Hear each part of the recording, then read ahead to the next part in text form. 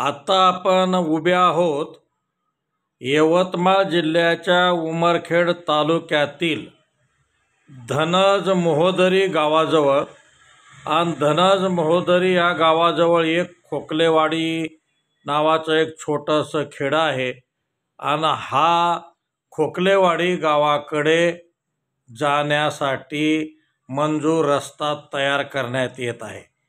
हे काम जिल्हा परिषद बांधकाम विभाग उमरखेडच्या अंतर्गत येत असून हे काम सार्वजनिक बांधकाम विभाग करत आहे। हे विशेष उमरखेड ते सावरगाव बंगला रोड आहे। धनज जवळ हे खोकलेवाडी गाव आहे आणि या खोकलेवाडी गावाकडे जाण्यासाठी हा पहा तुमच्यासमोर मुख्य रस्ता दिसत आहे।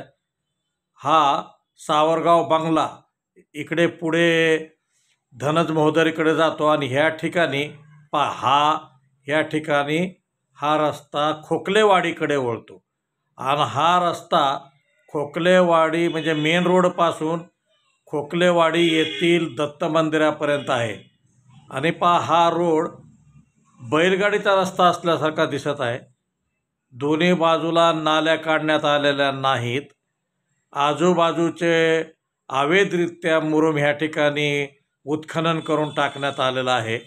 या ठिकाणी गिट्टा अंतरण्यात आलेला नाही आणि त्या गिट्टा न अंतरता गिट्टी टाकून दबाई करून त्यावर मुरुम टाकून थोडे भाव पाणी टाकून हा रस्ता करण्याचा प्रयत्न ठेकेदाराचा आहे। आणि या कामावर जिल्हा परिषद बांधकाम विभाग उमरखेड यांचे अजिबात लक्ष नाही।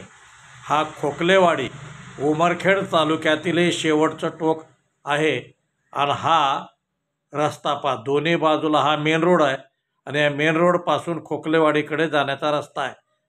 आणि हा रस्ता सार्वजनिक बांधकाम विभागाचा नाही पण जिल्हा परिषदच्या अधीनस्थ येतो। आणि या ठिकाणी उपविभागीय अधिकारी जिल्हा परिषदला नवीन आले आहेत, त्यांनी ह्या कामाची पाहणी करायला पाहिजे। आणि असे बोगस कामे मोठ्या प्रमाणात जिल्हा परिषद अंतर्गत झालेले आहेत पण नालीसुद्धा काढण्यात आलेलं नाही आणि अवैधरित्या आजूबाजूचे उत्खनन करून या ठिकाणी मटेरियल टाकून रोडचा पैशाचा अपार करण्याचा प्रयत्न सुरू असल्याचे ह्यावरून दिसत आहे। हा खोकलेवाडी गावचा परिसर आहे। नाली तुम्हाला दिसणार नाही आणि बैलगाडीसारखा रस्ता या ठिकाणी करण्यात येत आहे। तरी जिल्हा परिषद बांधकाम विभाग उमरखेड यांनी त्वरित ह्या कामाची पाहणी करावी आणि इस्टिमेटप्रमाणे काम करावे। तसेच लोकप्रतिनिधींनी सुद्धा या कामाची दखल घ्यावी अशी ह्या परिसरातील नागरिकांची मागणी आहे। अग्निबाण लाईव्ह न्यूजसाठी डॉक्टर आंबेजोगाईकर उमरखेड।